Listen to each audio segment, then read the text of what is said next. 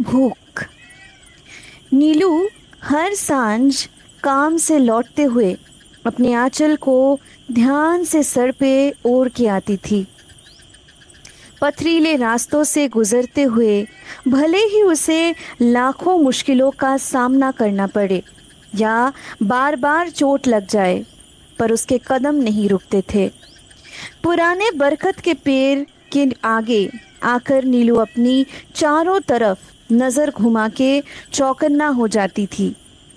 अभी भी वहां से लोगों का आना जाना नहीं रुका हुआ था। आज वो थोड़ी देर उस पेड़ के नीचे बैठी रह गई।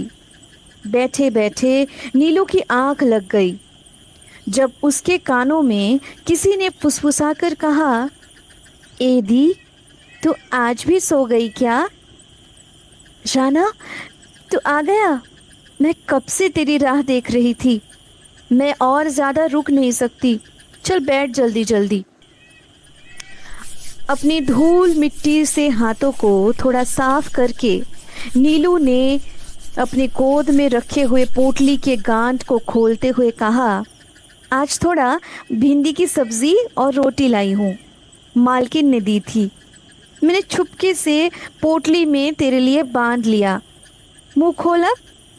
रोटी के टुकड़े को सब्जी में फिरोते हुए आगे जैसे ही दूसरा निवाला राना को खिलाने के लिए नीलू ने हाथ बढ़ाई तो राना उसे रोकते हुए बोला, दी, खुद भी तो खाओ, मुझे उतनी भूख नहीं।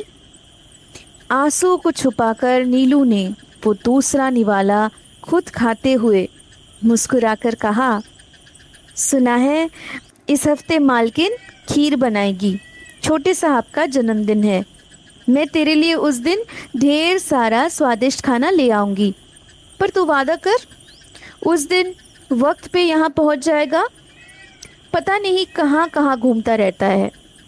दीदी की डांट सुनकर मासूम चेहरे पे मुस्कुराहट लाते हुए राना बोला, तू चिंता मत कर दी, उस रोज मैं कहीं नहीं जाऊंगा, यहीं रहूंगा पक्का। अच्छी बात है। तुझे ये आज से हमेशा याद रखना होगा। तुझे तो पता है ना, सांझ के अलावा मेरा यहाँ पे आना नामुमकिन है। तेरी वजह से मुझे बाबा से रोजाना कहासुनी होती है। राना खामोश होकर सर हिलाता हुआ बोला, मेरे कारण आपको बहुत कुछ झेलना पड़ता है ना, पर आप डरना नहीं, मैं हूँ आपका अंगरक्षक। बाबा तो क्या, कोई भी आपका कुछ नहीं बिगाड़ सकता है। याद है ना पिछली बार मैंने कैसे सबको सबक सिखाया था? आगे भी ज़रूरत पड़ी तो मैं आपका ढाल बनकर खड़ा रहूँगा। नीलू पीठ थपथपाकर हंसते हुए बोली, बस बस, काफ़ी बड़ा हो गया है तू।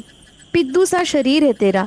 इतनी ताकत नहीं कि गांव के बच्चों से लड़ पाए, और आया बड़ा मुझे बचाने। यूं ही नोक झोंक भरी शाम हर रोज बिताया करते थे नीलू और राना।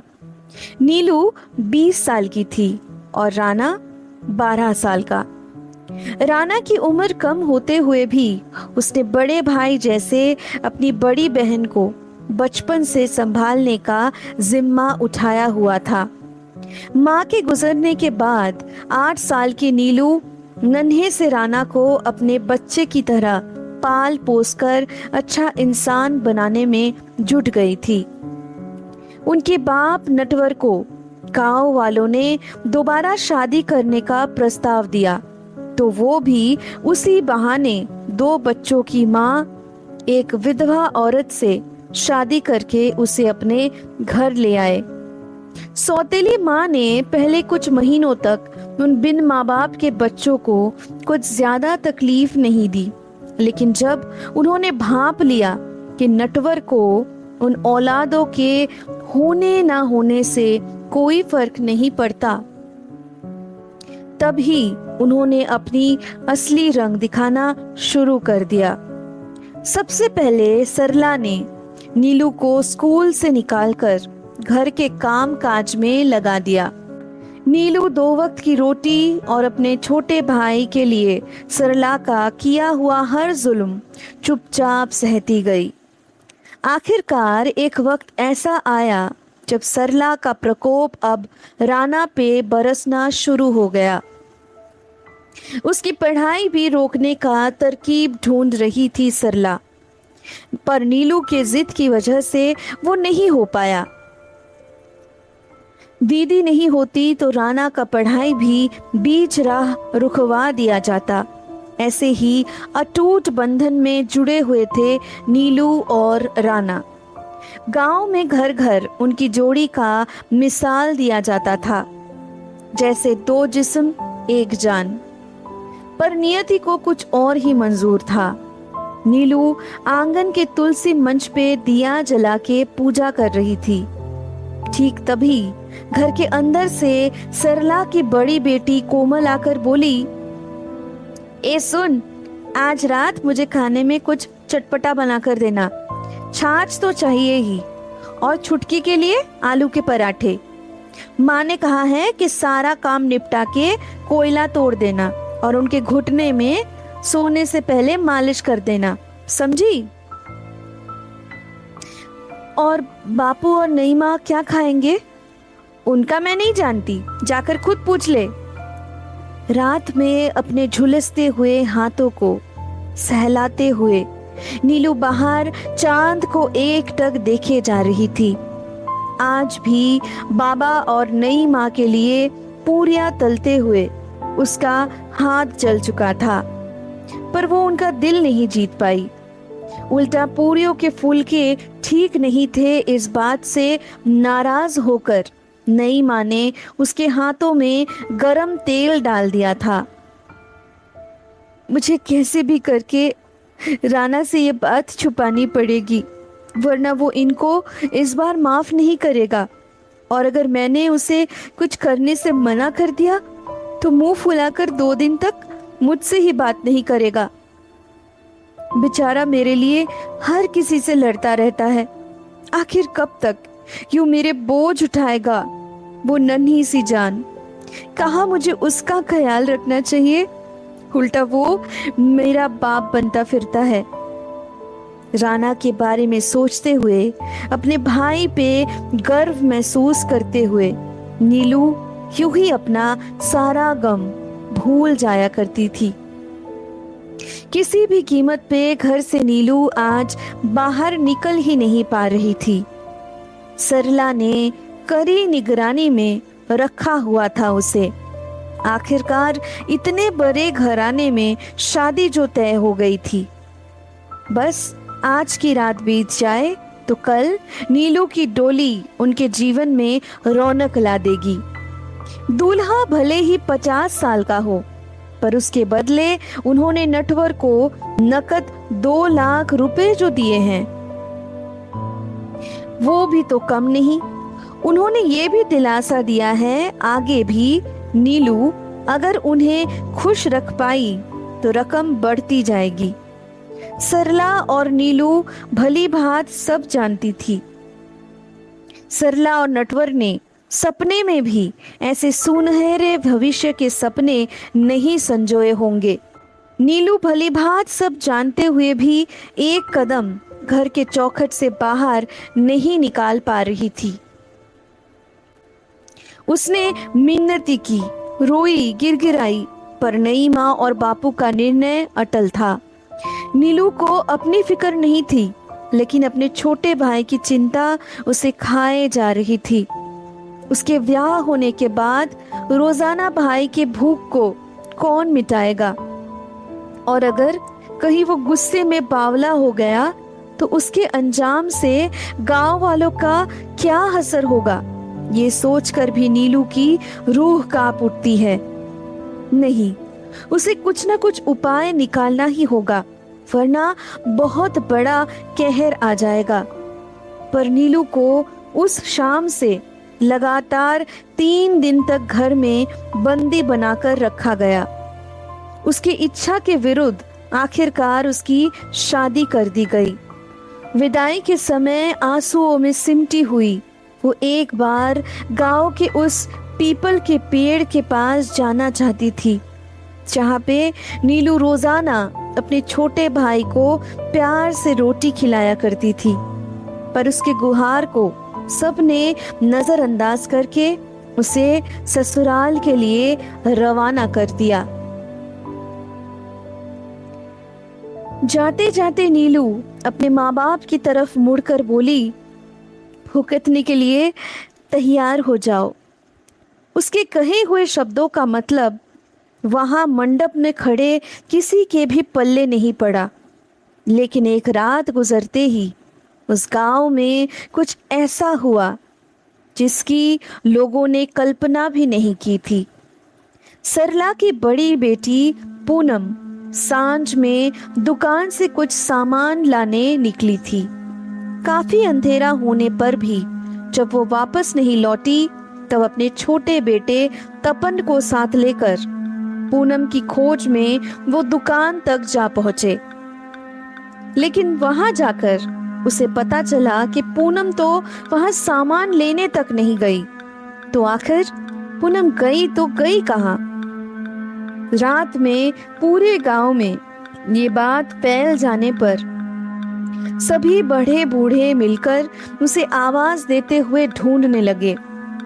आखिरकार थक हार कर सभी भोर होते ही घर लौट आए। पूनम की खोज लेकर सुबह के करीब 10 बजे नटवर के पास दौड़ता हुआ आया उसका बेटा तपन। हाफता हुआ उसने कहा, माई बापू, दीदी खेत के उस पार पहाड़ी के पास उसी पीपल के पेड़ के नीचे मिली है। सब बोल रहे कि। इतना कहकर वो फूट फूट के रोने लगा। उसे रोता देख सरला जमीन पे बेहोश होकर गिर पड़ी। पूनम के देह का अंतिम संस्कार करने के बाद गांव में एक मातंग सा छा गया। सरला तपन को एक पल के लिए अपने आंखों से ओझल नहीं होने दे रही थी। नटवर को काटो तो खून नहीं। वो पत्थर का बुत बना बस एक ही बात दोहराए जा रहा था। वो वापस आ गया। उसने मना किया था, पर तू नहीं मानी सरला। आज नीलू होती तो नीलू भी जाते हुए कह गई कि भुगतेंगे। पता नहीं आगे क्या क्या देखना बाकी रह गया है। वो किसी को नहीं बख्शेगा। पर ये तो बस एक शुरुआत थी। आगे उस गांव में हर दूसरे दिन कोई ना कोई अपना जान गंवाने लगा। आलम ऐसा बना कि कोई भी दहशत के मारे शाम ढलने के बाद घर से बाहर पैर रखने को भी तैयार नहीं था। पूरा गांव मानो शाम से एक शमशान घाट का रूप ले लेता था। पूरे गांव वालों से पूछताछ और काफी तहकीकात करने के बावजूद इंस्पेक्टर स्वप्निल 2 हफ्तों से किसी नतीजे पे पहुंच नहीं पा रहे थे। गुर्राते हुए उन्होंने सब इंस्पेक्टर विकास से कहा, आखिरकार इन सारे खून के पीछे है ही कौन?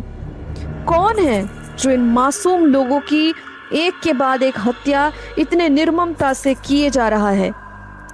विकास, मैं अपने सीनियर्स को जवाब देते देते थक गया हूँ। मुझे कुछ भी समझ नहीं आ रहा, ना कोई क्लू, ना कोई एविडेंस।